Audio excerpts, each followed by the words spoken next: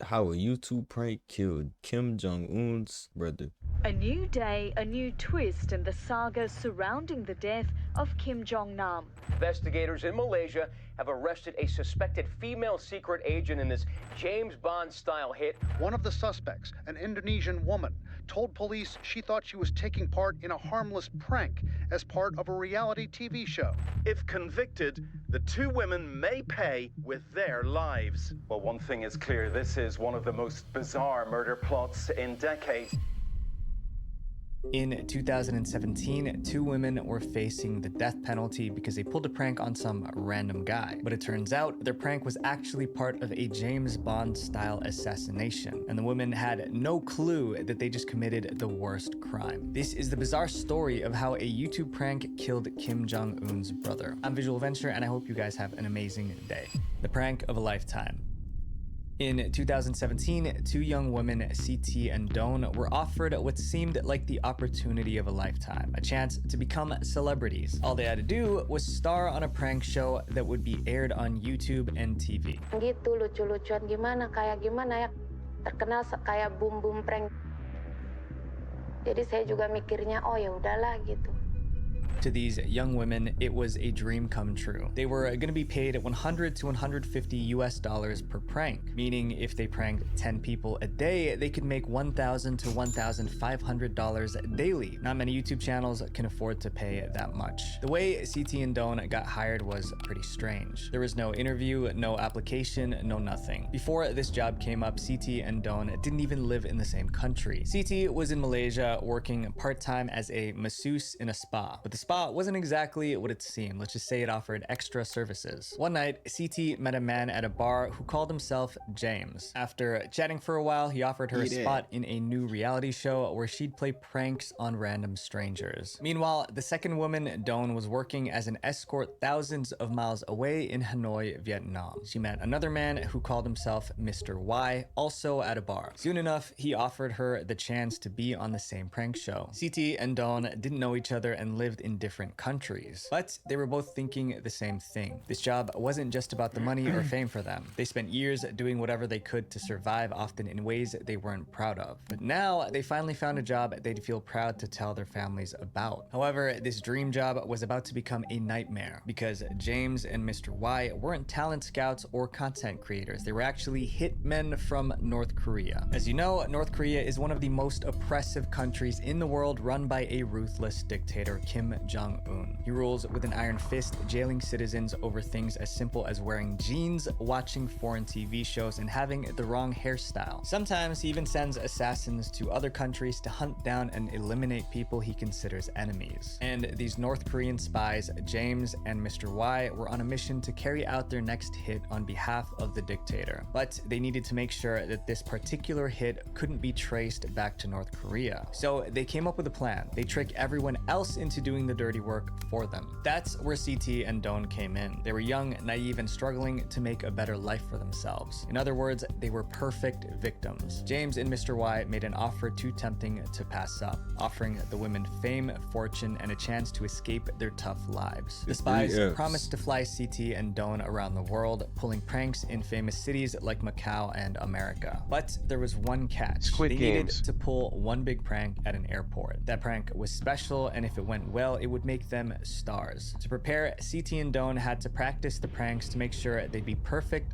for the big day. From January 5th to January 9th, 2017, James made CT practice in malls and hotels around Kuala Lumpur. She'd walk up to random men, ask them to close their eyes, and then spray them with water. Then she'd laugh, apologize, and run away while James filmed it all. Next, James flew CT to Cambodia for more training. That's where she met Mr. Chang, the main producer for the YouTube channel. Mr. Chang took over her training and things got serious. CT went through several practice runs and they were really impressed with her skills. They even raised her pay to $200 per prank, which was way more than she earned as an escort. Meanwhile, back in Vietnam, Don was also getting her own training. Mr. Y would point out people in the crowd for Don to prank. She'd sneak up behind them, rub a harmless substance on their face, and then run off laughing. The stuff she rubbed on her face was harmless. worse. There was even security footage showing Dawn practicing her pranks in a Vietnamese airport. At this point, neither woman suspected a thing. They thought they were training for pranks, but actually they were rehearsing for an assassination. In February 2017, just days before their big prank at the Malaysian airport, CT and Dawn were buzzing with excitement. This was it, the prank that would launch their careers. Well, they were right about one thing. They were going to become famous, just not in the way they'd imagined.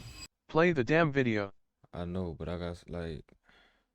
In the morning of February 13th, 2017, CT showed up at the Malaysian airport, heart racing with excitement. At 8 a.m., she sat down with Mr. Chang in a coffee house that offered an excellent view of the airport terminal. Mr. Chang's instructions were simple but specific. CT would sneak up behind the target, smear a substance on his face, and then quickly leave to wash her hands. Mr. Chang told CT that a second woman would join the prank. This other woman was Dawn, who'd been given similar directions by Mr. Y. That day at the airport was the very first time CT and Dawn ever met. But in a few minutes, they would become partners in one of the strangest assassinations in history. Mr. Chang took a small container out of his backpack and poured an oily substance onto CT's hands. At the same time, Mr. Y handed Dawn a cloth soaked in a similar oily liquid. The liquid had a weird smell like machine oil. That was strange because it was different from the liquid they used when practicing the pranks. But this oily substance wasn't just different, it was toxic. It was called VX, one of the deadliest poisons known to man.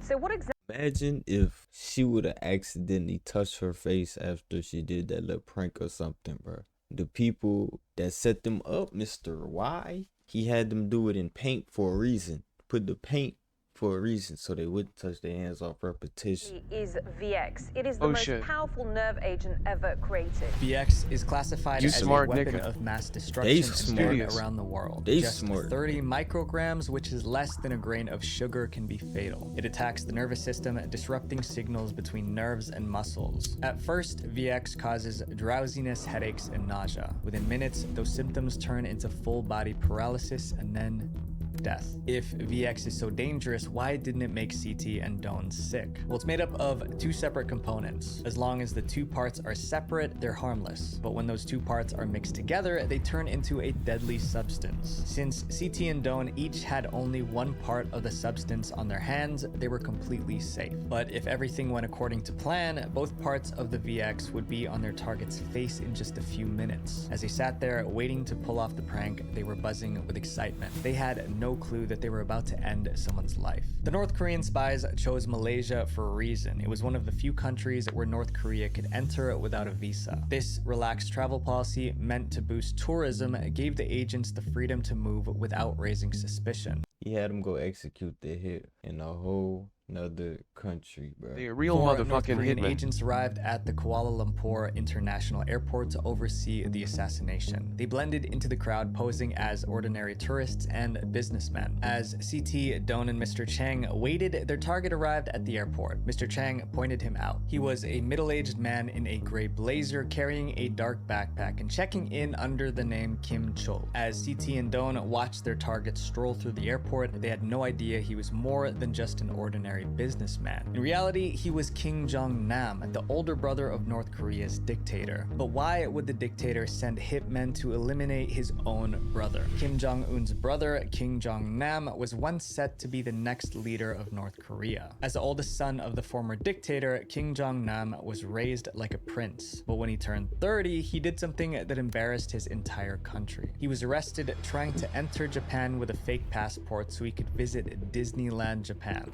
The much publicized incident is said to have deeply embarrassed his father, cementing Kim Jong-il's negative view of his eldest son.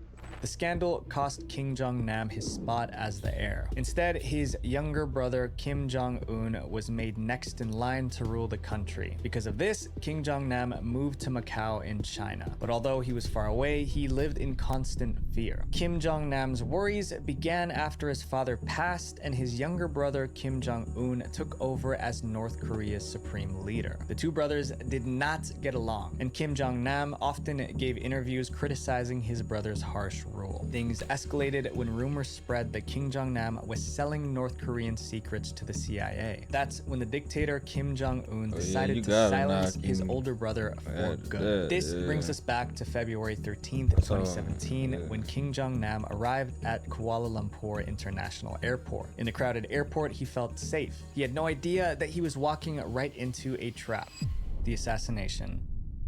As Kim Jong-nam entered the airport's departure hall, everything seemed normal. People hurried by, dragging their luggage and checking flight boards. Kim blended right in. A few feet away, CT and Don were making their way toward him with VX poison on their hands. As Kim got closer to the check-in area, they sprang into action. CT rushed to Kim from behind. She covered his eyes as if playing peekaboo and then wiped her hands over his mouth, leaving an oily smear. Before he could react, Don was right there too. She lunged forward and rubbed a cloth across his face.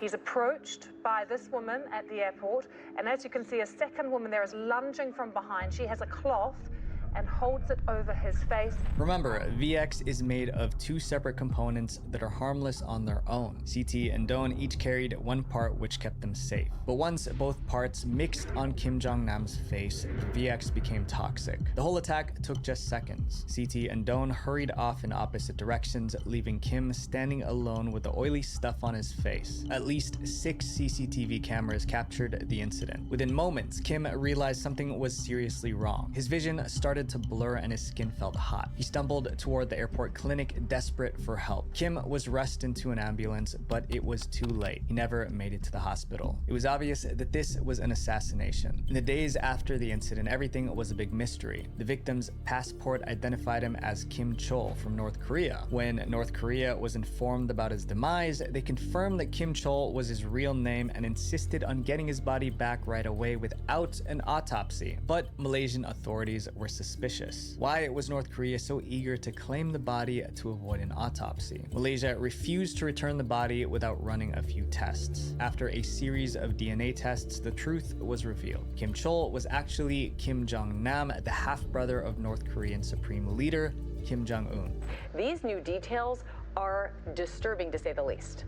Terrifying, Amy. This is a truly shocking development. As news of the victim's identity spread, everyone wondered who might be responsible. But to most people, it was obvious that North Korea was behind it. Kim Jong-nam was considered an enemy of North Korea, and the use of VX poison made the situation more suspicious. VX isn't a chemical that ordinary criminals get their hands on. It was rare. However, North Korea reportedly had stockpiles of VX and could produce it in industrial quantities. The Malaysian police reviewed the airport's CCTV footage and saw CT and Don rubbing something on Kim's face before running away. The whole crime was caught live on camera. The cops launched a manhunt for the two women. Meanwhile, CT and Don still had no clue what they did. After the prank, they washed their hands, got paid, and left the airport. Just days after the assassination, authorities tracked down CT and Don and arrested them. As they were led away in handcuffs, both women looked confused. Up until that moment, they had no idea what really happened. Investigators in Malaysia have arrested a suspected female secret agent in this James Bond-style hit. CT actually thought that being in jail was part of the prank, but as the truth set in, CT and Don faced a terrifying reality. Their prank had taken a man's life. Now they were being charged with murder, and the prosecution was demanding the highest possible punishment: death. Guilty or innocent? On March 1st, 2017, CT and Don were taken into a Malaysian high court by armed soldiers where they were officially charged. 25-year-old Indonesian Siti Asia and 28-year-old Vietnamese Doan Tin Huan appeared publicly in court for the first time since their arrest to hear the charges. Throughout their trial, they were stuck behind bars. The Malaysian prison was terrible. The cells were overcrowded, the beds were uncomfortable, and they had to use a bucket as a toilet. CT and Don held onto a sliver of hope that someone would believe they were innocent. They thought maybe they could convince the judge they'd been tricked. They heard two things that made them hopeful. First, the Malaysian police arrested a North Korean man who might be connected to the case. Then Interpol issued a red notice, which was like an arrest warrant for 4 more people identified identified as suspects. Surely, this meant that they were closing in on the real masterminds of the plot, but only days later, their hopes crumbled. The North Korean suspect was released because there wasn't enough evidence linking him to the crime. Malaysian police admitted they believed he was involved in the plot, but lacked evidence to prove it. The other spies also found ways to escape arrest, most of them disappearing without a trace. Yeah. All four are suspected intelligence agents with code names. And if they don't get caught, not if they don't get caught, there's nothing to catch them for. If there's no evidence, Names like scapegoat. Mr. Y and Grandpa, but none has been arrested. All fled the country for North Korea within hours of the killing. With no one to blame, the full weight of the case fell on CT and Dong. The prosecution had an open and shut case. The CCTV footage showed everything. CT and Dong rushing up to Kim Jong-nam, smearing VX on his face, and then running off quickly. The most suspicious part was that both women ran straight to the bathroom to wash their hands. If they didn't know the chemical was dangerous, why were they so desperate to clean up? They argued that CT and Dong had been recruited by 4 North Korean operatives and trained as assassins to carry out the poisoning. It was a long trial. Weeks turned into months, turned into years. CT and Dong started to lose faith. They sat quietly in court each day, watching their hopes of freedom fade. Then in March 2019, something surprising happened. The prosecutors dropped the murder charge against CT and decided to put all the blame on Dong. The plot twist. As we already know, the CCTV footage showed CT and Dong committing the crime. However, on March 11th, 2019, prosecutors told CT she was free to go. They dropped the murder charge, released her that day, and put her on a private jet heading to Jakarta, Indonesia. The 26-year-old Indonesian was released from custody Monday morning after prosecutors told the court they'd been instructed to withdraw charges, though they wouldn't say why.